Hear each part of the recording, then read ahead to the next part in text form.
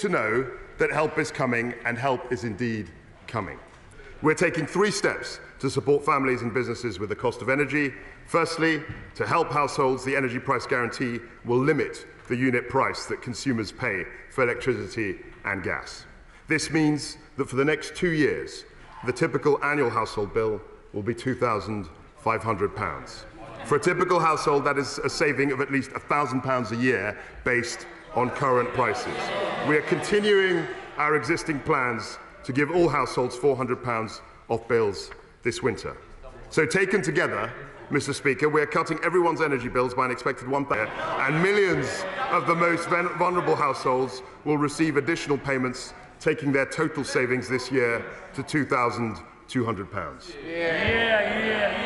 Our aim over the medium term is to reach a trend rate of growth of 2.5%. And our plan, Mr. Speaker, is to expand the supply side of the economy through tax incentives and reform.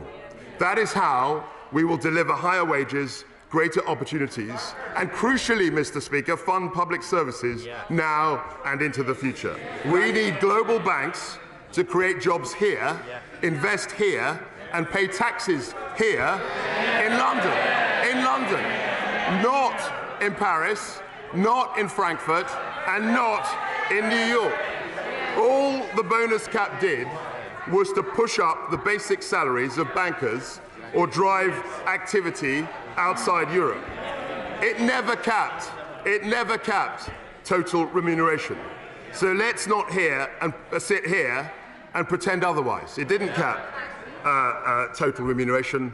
So as a consequence of this, Mr. Speaker, we are going to get rid of it. I can confirm to the House that we're in early discussions with nearly 40 places like Tees Valley, the West Midlands, Norfolk and the west of England to establish investment zones. And we'll work with the developed administrations and local partners to make sure that Scotland, Wales and Northern Ireland will also benefit if they are willing to do so. The corporation tax rate will not rise to 25%. It will remain at 19%, and we will have the lowest rate of corporation tax in the G20.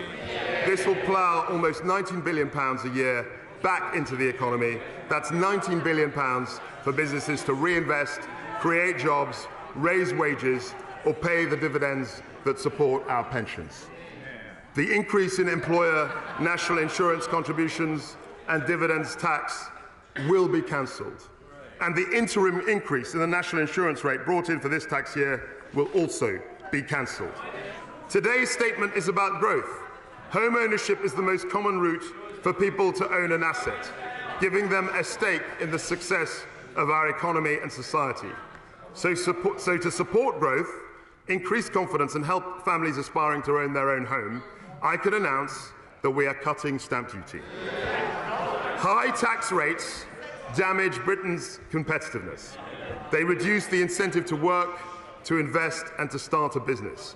And the higher the tax, the more ways people seek to avoid them, or work elsewhere, or simply work less, rather than putting their time and effort to more creative and productive ends.